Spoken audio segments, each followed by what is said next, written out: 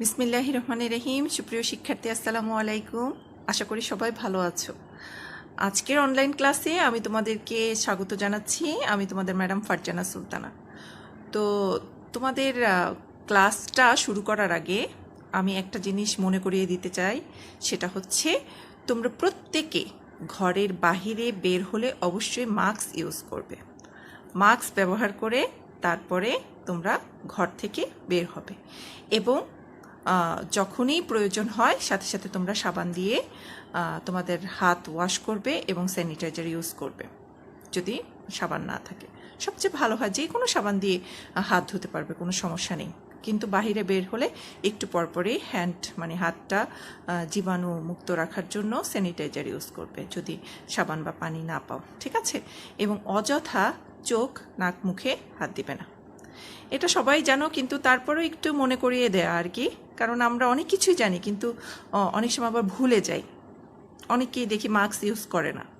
অবশ্যই mask use করবে, কারণ জীবনের মূল্য অনেক বেশি, তাই না? তো আসো আমরা আজকে ক্লাসটা শুরু করি। ওকে, আজকে তোমাদের জন্য আমি নিয়ে এসেছি ফিন্যান্স, ব্যাংকিং ও বিমা এর প্রথম পত্র, যেটা ফিন্যান্সের যেটা বিষয়কোড 292। দ্বিতীয় অধ্যায়ে আলোচনা করছি আর্থিক বাজারের আইনগত দিকসমূহ, ঠিক আছে? তো আর্থিক বাজারের আইনগত দিকসমূহের মধ্যে এটা ইংরেজি হচ্ছে legal aspects of financial market. Legal aspects of financial market. তো এই চ্যাপ্টারে তোমরা যা যা পাবে সেটা হচ্ছে আর্থিক বাজার কি, আর্থিক বাজারের উপাদানসমূহ, মুদ্রা ও অর্থবাজার, মুদ্রা বাজারের উপাদানসমূহ, মুদ্রা বাজারের কার্যাবলী, পুঁজি ও মূলধন বাজার, পুঁজি ও মূলধন বাজারের বৈশিষ্ট্য, মুদ্রা বাজার ও মূলধন বাজারের মধ্যে পার্থক্য, পুঁজি বাজারের উপাদান বা হাতিয়ারসমূহ এবং বন্ড বাজার। তো এরপরে আছে দেখো শেয়ার বাজার, ইকুইটি বাজার বা স্টক বাজার। তারপরে হচ্ছে প্রাথমিক বাজার ও মাধ্যমিক বাজারের মধ্যে পার্থক্য।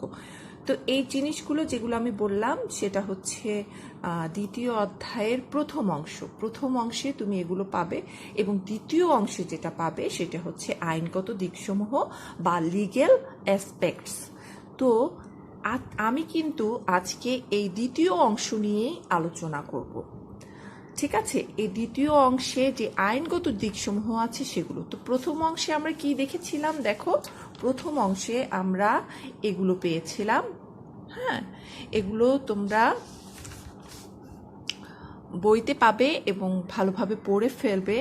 আর আইনগত দিকসমূহ যেগুলো আছে সেগুলো আমি যেহেতু বুঝাবো, তো আইনগত দিকসমূহের মধ্যে কি কি আছে দেখো। প্রথমে আছে আইনগত প্রক্রিয়া, নিয়ন্ত্রক সংস্থাসমূহ, আর্থিক বাজারের সংশ্লিষ্ট আইনসমূহ, ঠিক আছে? তো আমি মূল যে জিনিসটা বোঝানোর দরকার আছে সেটা হচ্ছে এই যে এটা আর্থিক বাজারের সংশ্লিষ্ট আইনসমূহ। তো আইনসমূহগুলো কি কি একটু এক নজরে দেখে ফেলি। তোমরা মনে রাখবে টোটাল কিন্তু 9টা আইন। আমি তোমাদেরকে সিরিয়ালি বোর্ডে যাচ্ছি। প্রথমে আসছে অংশীদারি আইন 1932, যেটাকে ইংলিশে বলা হয় পার্টনারশিপ অ্যাক্ট 1932। এরপরে আসছে কোম্পানি আইন 1994, কোম্পানি অ্যাক্ট 1994। এরপরে আছে ব্যাংক আইন 1991, যেটা ব্যাংক কোম্পানি অ্যাক্ট নামে পরিচিত, ঠিক আছে, 1991।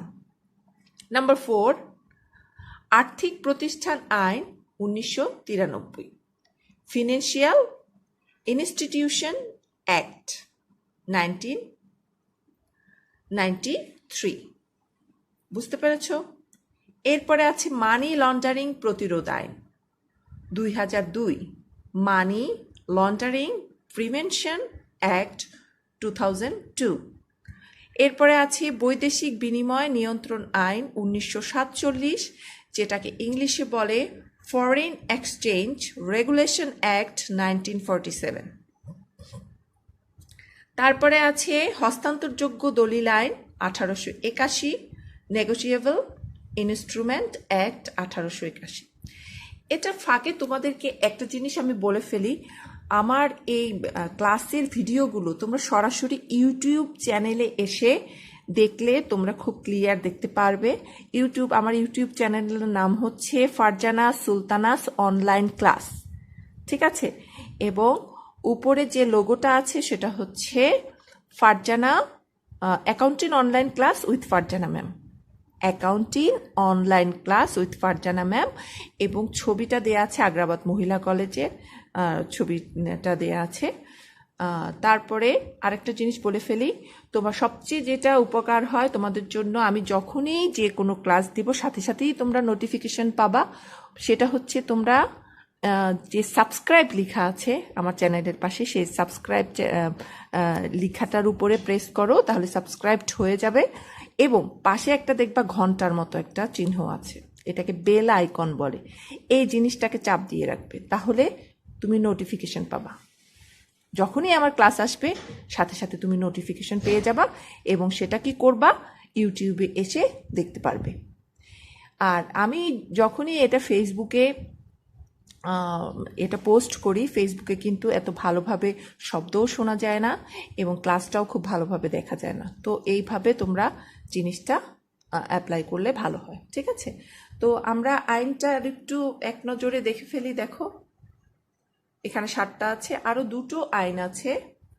আইনের ভিতর বাকি যে 2টো আইন সেটা হচ্ছে যে সিকিউরিটিজ অ্যান্ড এক্সচেঞ্জ অধ্যাদেশ 1969, সিকিউরিটিজ অ্যান্ড এক্সচেঞ্জ অর্ডিন্যান্স 1969, তারপরে আছে বিমা আইন 2010, ইন্স্যুরেন্স অ্যাক্ট যেটা 2010। তো আজকে আমি তোমাদেরকে বেসিক্যালি এই 3টা নিয়ে আলোচনা করব, কারণ এত বড় ক্লাসে যদি আমি সব কিছুই আমি আলোচনা করতে চাই, ক্লাসটা অনেক বড় হয়ে যাবে এবং তোমাদেরও ভালো লাগবে না, মাথায় ঢুকবে না। তো আমি অংশীদারি আইন 1932 সম্পর্কে একটু বলবো, তারপরে কোম্পানি আইন 1994 সম্পর্কে একটু বলবো, এবং ব্যাংক আইন 1991 সম্পর্কে একটু বলবো। তার আগে আমি বলে ফেলি তোমাদেরকে, এখানে দেখো প্রত্যেকটা জিনিসের পাশে যে সালগুলো দেয়া আছে, হ্যাঁ, এগুলো কিন্তু এমসিকিউতে প্রায়ই আসে।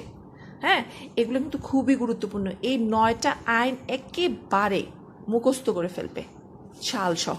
পারবে না? ইনশাল্লাহ পারবে, অবশ্যই। এই 9টা আইন অবশ্যই মুখস্থ করে ফেলো। এখন আমি তোমাদের বুঝার সুবিধার্থে এই 3টা আইন তোমাদেরকে সংক্ষেপে বুঝিয়ে বলবো। তোমরা বিস্তারিত যদি জানতে চাও অবশ্যই বইয়ের সাহায্য নিতে হবে। আমি এত বিস্তারিতভাবে বলতে পারবো না, যেটা ইম্পর্টেন্ট, যে জিনিসটা জানার দরকার সেটা আমি বলবো। আর নেক্সট ক্লাসে আমি তোমাদেরকে এই 3টা নিয়ে আলোচনা করব। আমি তোমাদের জন্য আগে অ্যাডভান্স লিখে রেখেছি। আর্থিক প্রতিষ্ঠান আইন 1993, মানি লন্ডারিং প্রতিরোধ আইন 2002 এবং বৈদেশিক বিনিময় নিয়ন্ত্রণ আইন 1947। এটা নেক্সট ক্লাসে করাবো, তারপরে ক্লাসে বাকি 3টা করাবো, ঠিক আছে। এবং তোমাদের জন্য আমি সৃজনশীল কোশ্চেন নিয়ে আসবো, সেটার জন্য আমি আরেকটা ক্লাস করব। তো টোটাল আমার ক্লাস যেগুলো হবে এটা আমি প্লে লিস্টে দিয়ে দিব, তোমরা সেখান থেকে এই চ্যাপ্টার ওয়াইজ ক্লাসটা দেখে নিতে পারবে। আর এছাড়াও যদি আরও কোনো এই চ্যাপ্টারের আর কোনো ক্লাস চাও অবশ্যই আমাকে কমেন্ট করে বলবে। ওকে, ঠিক আছে। তো দেখো তোমরা প্রথমেই আসছে অংশীদারি আইন 1932, যেটা দ্য পার্টনারশিপ অ্যাক্ট 1932।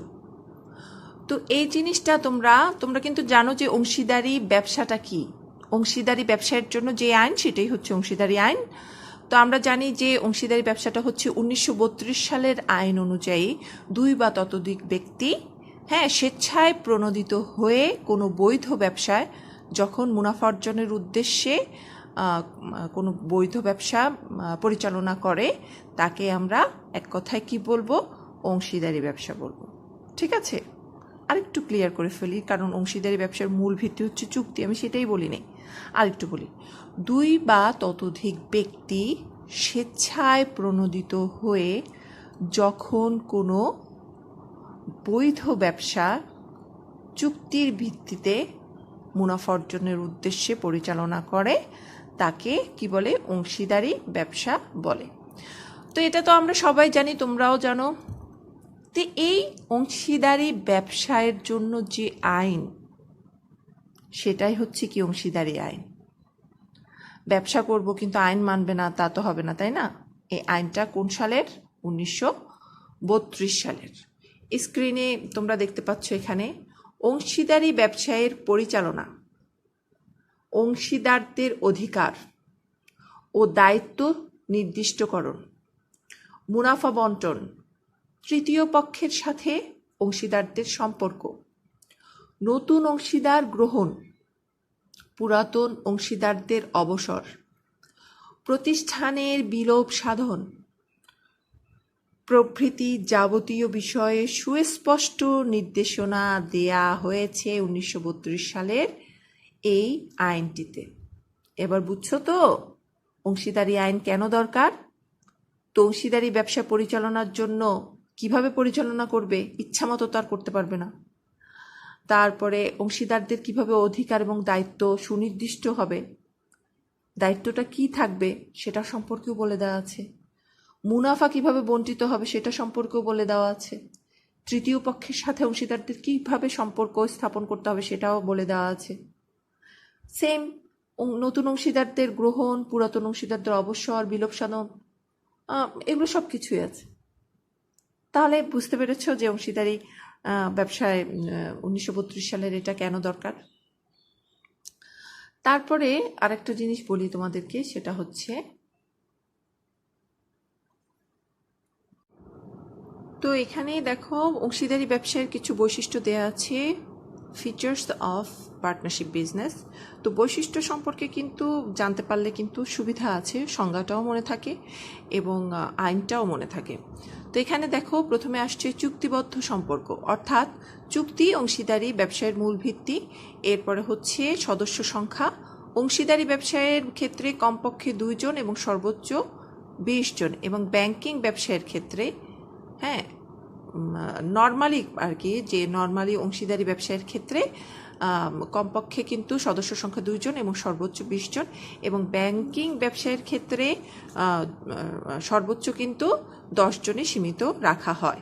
এরপর সদস্যদের যোগ্যতা, প্রাপ্তবয়স্ক, সুস্থ মস্তিষ্ক, সচ্ছল যে কোনো পুরুষ বা মহিলা, এখানে মহিলা ঠিকমতো আসেনি, মহিলা অংশীদারি ব্যবসার সদস্য হতে পারবে, তবে পাগল, নাবালক, দেউলিয়া ব্যক্তি অংশীদারি ব্যবসার সদস্য হতে পারবে না। এরপরে আছে বৈধ ব্যবসায়, অংশীদারি ব্যবসায় অবশ্যই বৈধ উদ্দেশ্যে গঠিত এবং পরিচালিত হবে। মূলধন সরবরাহ, অংশীদারি ব্যবসায়ের চুক্তিতে উল্লিখিত শর্ত অনুযায়ী অংশীদারগণ মূলধন সরবরাহ করে থাকে। কেউ মূলধন ছাড়া তার নিজের বুদ্ধি, অভিজ্ঞতা ও সুনাম নিয়েও অংশীদারি ব্যবসায় সদস্য হতে পারবে। ঠিক আছে। তারপরে এরপরে আছে অসীম দায়। এই ব্যবসায়ের অংশীদারদের দায় ব্যক্তিগত ও সমষ্টিগতভাবে কি অসীম। ব্যবসায়ের যে কোনো দায় দেনার জন্য অংশীদারদের মূলধন ছাড়াও তাদের নিজস্ব সম্পত্তিও দায় থাকে। পারস্পরিক বিশ্বাস ও আস্থা অংশীদারি ব্যবসায়ের একটি অন্যতম বৈশিষ্ট্য। এরপরে 8 নম্বর আছে লাভ লোকসান বন্টন হয় চুক্তির শর্ত অনুযায়ী। মালিকানা হস্তান্তর, অংশীদারগণ তাদের মালিকানা আইনগতভাবে অন্য কারো নিকট অবাধে হস্তান্তর করতে পারে না। আইনগত সত্তা, অংশীদারি ব্যবসায়ের আইনগত পৃথক কোনো সত্তা বা অস্তিত্ব, এটা অস্তিত্ব হবে, অস্তিত্ব বা পৃথক কোনো সত্তা নেই। তারপরে বলেছে নিবন্ধন, অংশীদারি আইন অনুযায়ী এই ব্যবসায়ের নিবন্ধন বাধ্যতামূলক নয়। আর একটা জিনিস বলে রাখি, চুক্তি কিন্তু লিখিত বা মৌখিক দোনোটাই হতে পারে, কিন্তু চুক্তি লিখিত হওয়াই কি ভালো। তো এই সব বৈশিষ্ট্যগুলো এবং আমি যে সংজ্ঞাটা বলেছি তারপরেও এখানে সংজ্ঞা দেয়া আছে, এই সংজ্ঞাগুলো সুস্পষ্টভাবে তোমরা পড়ে নিবা। পড়লে কি সুবিধা হবে, যখনই এখান থেকে কোনো সৃজনশীল অঙ্ক আসবে, যে উদ্দীপকে যদি এই ধরনের কোনো কিছু দেওয়া থাকে, তাহলে অবশ্যই তোমরা আনসার করতে পারবে। ক্লিয়ার? আচ্ছা, আরও বিস্তারিত জানতে হলে তোমরা বিভিন্ন বইয়ের সাহায্য নিতে পারবে, কারণ আমরা সুস্পষ্টভাবে কোনো নির্দিষ্ট বইয়ের নাম আসলে বলি না। কেন বলি না? কারণ প্রত্যেকটা বই ভালো, আবার প্রত্যেকটা বই কিন্তু স্বয়ংসম্পূর্ণ নয়। আমরা যে বইয়ের সবচেয়ে ভালো দিকটা আছে সেই বেস্ট দিকটা নিয়ে তারপরে তোমাদের সামনে উপস্থাপন করার চেষ্টা করি। তো অংশীদারি ব্যবসায়ের 1932 এটা সম্পর্কে আলোচনা করলাম। এরপরে আসবো আমরা কোম্পানি আইন সম্পর্কে। দেখো, আচ্ছা, এরপরে আসো কোম্পানি আইন 1994, যেটা কোম্পানি অ্যাক্ট 1994, মানে 1994। তো ব্রিটিশ আমলে প্রণীত কোম্পানি আইন 1913 সালের সংশোধিত রূপ হচ্ছে কোম্পানি আইন 1994। ঠিক আছে। আচ্ছা, এই আইনের নামকরণ সম্পর্কে 1 ধারায় বলা হয়েছে, এই আইন কোম্পানি আইন 1994 নামে অভিহিত হবে। এজন্য আমরা এটাকে কোম্পানি আইন 1994 নামে অভিহিত করি। ঠিক আছে? আচ্ছা, এরপরে দেখো এখানে কোম্পানির সংজ্ঞাটা কি বলেছে। কোম্পানি বলতে এই আইনের অধীনে গঠিত ও নিবন্ধীকৃত কোনো কোম্পানি বা কোনো বিদ্যমান কোম্পানিকে বোঝাবে। 2-1 ঘ ধারায় আছে। তো শেয়ার ধারা 30-2 এর ভাষ্য অনুযায়ী কোম্পানির মূলধনের ক্ষুদ্রতম একককে কি বলা হয়? শেয়ার বলা হয়। আমরা তো এমনিই জানি যে টোটাল মূলধনের ক্ষুদ্র ক্ষুদ্র অংশ হচ্ছে কি? শেয়ার, তাই না? তো শেয়ার হচ্ছে কোম্পানির আংশিক সত্ত্ব, ঠিক আছে, মালিকানা সত্ত্ব। তো শেয়ার হোল্ডারদেরকে আমরা কিন্তু মালিক বলে থাকি কোম্পানি আইন অনুযায়ী। এটা হচ্ছে কোম্পানির মালিক, শেয়ার হোল্ডাররাই। তো এজন্য আসলে সেজন্য আংশিক সত্ত্ব মানে মালিকানা সত্ত্বের অংশ। ক্লিয়ার?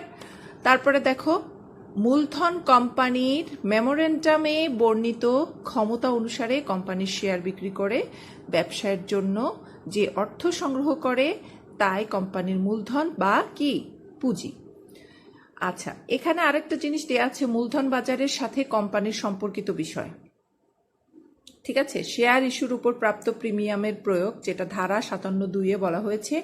কোম্পানি ওহার শেয়ার প্রিমিয়াম হিসেবে অর্থ নিম্নবর্ণিত উদ্দেশ্যে ব্যবহার করতে পারবে। যেমন কোম্পানি যে সকল উদ্দেশ্যে ইস্যুকৃত শেয়ার কোম্পানির সদস্যগণকে পূর্ণ পরিশোধিত বোনাস শেয়ার হিসেবে ইস্যু করা হবে, সে সকল শেয়ারের মূল্য পরিশোধ করা। এবং আরেকটা জিনিস বলেছে যে কোম্পানির প্রারম্ভিক ব্যয়সমূহ অবলোপন, যেটাকে রিটার্ন অফ বলা হয় ইংলিশে। তো এখানে শেয়ার ইস্যুর উপরে প্রাপ্ত প্রিমিয়াম কিভাবে প্রয়োগ করতে হবে সেটা একটা ধারায় দেয়া আছে, যে সেটা সম্পর্কে এখানে বিস্তারিত বলেছে। এখানে গতে বলেছে যে কোম্পানির যে কোনো শেয়ার বা ডিবেঞ্চার পুনরুদ্ধার করার জন্য প্রদেয় প্রিমিয়ামের অর্থের ব্যবস্থা করা। এখানে বিনিময় বিল ও প্রমিসরি নোট, তারপরে শেয়ার বার্তা ইস্যুর ক্ষমতা, যৌথ মূলধনী কোম্পানি সম্পর্কে সুস্পষ্টভাবে এখানে বলা আছে। তো কোম্পানি আইনে কিন্তু একটা জিনিস আমি তোমাদেরকে বলে দিতে চাই, সেটা হচ্ছে যে আমরা কোম্পানি আইনে আওতায় পাবলিক লিমিটেড কোম্পানি এবং প্রাইভেট লিমিটেড কোম্পানি দুটি দেখতে পাই। হ্যাঁ, তো তোমরা তো জানো যে পাবলিক লিমিটেড কোম্পানির শেয়ার অবাধে হস্তান্তরযোগ্য, কিন্তু প্রাইভেট লিমিটেড কোম্পানির শেয়ার হস্তান্তরযোগ্য নয়। ঠিক আছে? তো যাই হোক, এই সম্পর্কে খুব বিস্তারিতভাবে ভালোভাবে শিখতে হবে, জানতে হবে। কারণ যখন তোমাদের সৃজনশীল আসবে, এই ছোট ছোট জিনিস, যে জিনিসগুলা অবশ্যই মাথায় সবসময় রাখতে হবে, সেগুলো মাথায় থাকলে অটোমেটিক্যালি তুমি সৃজনশীলের কোশ্চেনের আনসার করতে পারবে। এরপরে আছে ব্যাংকিং কোম্পানি আইন, যেটা 1991, ব্যাংকিং কোম্পানি অ্যাক্ট 1991। তো ব্যাংকিং কোম্পানি আইন 1991 ব্যাংকিং কোম্পানি সুষ্ঠু পরিচালনার জন্য গঠিত হয়। এটা আমরা জানি যে বিভিন্ন বাণিজ্যিক ব্যাংক আছে, সেই সব বাণিজ্যিক ব্যাংকগুলো কিভাবে তাদের কোম্পানিগুলো সুষ্ঠুভাবে পরিচালনা করবে, সেক্ষেত্রে তারা কোন আইন ফলো করে? ব্যাংকিং কোম্পানি আইন 1991। তো ধারা 1-1 অনুযায়ী ব্যাংকিং কোম্পানি আইন 1991 নিচে তুলে ধরা হলো। ব্যাংকিং ধারা, এখানে কিছু ধারার কথা বলে দেওয়া আছে, তোমরা দেখতে পাচ্ছ। তো দেখো এখানে ধারায় কি কি বলা আছে, যে ব্যাংকিং এর ধারা 5-3 বলা হয়েছে, ব্যাংকিং বলতে বোঝায় ধার নেয়া এবং বিনিয়োগের উদ্দেশ্যে জনগণের নিকট হতে আমানত গ্রহণ, যা চাহিদা মাত্র বা অন্য উপায়ে পরিশোধ্য, এবং যা চেক, ড্রাফট, আদেশ ও অন্য কোনো উপায়ে উত্তোলন করা যায়। তো আমরা জানি কি বাণিজ্যিক ব্যাংকিং, ব্যাংক আসলে কি? ব্যাংক হচ্ছে যে একটা স্বল্প সুদে বা একটা সুনির্দিষ্ট সুদে কি করে? সুদে আমানত গ্রহণ করে, হ্যাঁ, ব্যাংক, এবং অপেক্ষাকৃত বেশি সুদে কি করে? ঋণ প্রদান করে, এবং দুই সুদের পার্থক্যে তারা কি করে? মুনাফা অর্জন করে। তো এক্ষেত্রে কিন্তু আইনের আওতায় ব্যাংকিং সেক্টরে ব্যাংক কি, সেটা কি বোঝানো হয়েছে? ব্যাংকিং বলতে বোঝায় ধার দেয়া ও বিনিয়োগের উদ্দেশ্যে জনগণের নিকট হতে আমানত গ্রহণ, যা চাহিদা মাত্র বা অন্য কোনো উপায়ে পরিশোধ্য, এবং যা চেক, ড্রাফট, আদেশ বা অন্য কোনো উপায়ে কি করা যায়? উত্তোলন করা যায়। তো এখানে আরেকটা জিনিস দেওয়া আছে দেখো, ব্যাংকিং কোম্পানির ব্যবসায় যেটা ব্যাংকিং কোম্পানির আইন 1991 7-1 ধারায় বলা হয়েছে, সাধারণ ব্যাংকিং কার্যক্রম ছাড়াও ব্যাপক কোম্পানিগুলো নিম্নলিখিত কার্যক্রম পরিচালনা করতে পারে: আমানত গ্রহণ এবং ঋণদান কার্যক্রম সম্পাদন করতে পারে, তাও প্রমাণপত্র সহ। তারপরে জামানত সহ বা জামানত ব্যতীত ঋণ প্রদান, বিনিময় বিল, চেক, শেয়ার, বন্ড ইত্যাদি জামানত রেখে ঋণ প্রদান করতে পারে। স্বর্ণমুদ্রা, ধাতব মুদ্রা ইত্যাদি অনুমোদন এবং ক্রয় করা। আইন বহির্ভূত ব্যবসা করা যাবে না। ব্যাংকিং ব্যবসায় নয় এমন কোনো সম্পত্তি হস্তান্তর করা যাবে না। ব্যাংকিং কোম্পানি আইন অনুযায়ী ন্যূনতম মূলধন সংরক্ষণ করতে হবে। কোনো ব্যক্তি বা কোম্পানির একই পরিবারের মধ্যে শেয়ার ক্রয় বিক্রয় করতে পারবে না। তারপরে পরিচালকদের মেয়াদ একাধিক ক্রমে 6 বছরের বেশি হবে না এবং বাংলাদেশ ব্যাংক সর্বোচ্চ সুদের হার নির্ধারণ করে দিতে পারবে। তো তোমরা এই জিনিসটা দেখেই বুঝতে পারছো যে ব্যাংকিং সেক্টরে আসলে ব্যাংক যা যা কার্যাবলী করে এবং তাদের যে দায় দায়িত্ব আছে এবং সুনির্দিষ্ট কিছু কার্যাবলী আছে এবং যেই আইনগুলো তাদেরকে মেনে সেই কার্যাবলীগুলো সম্পাদন করতে হয়, সেটাই এখানে সুস্পষ্টভাবে বলে দেয়া আছে।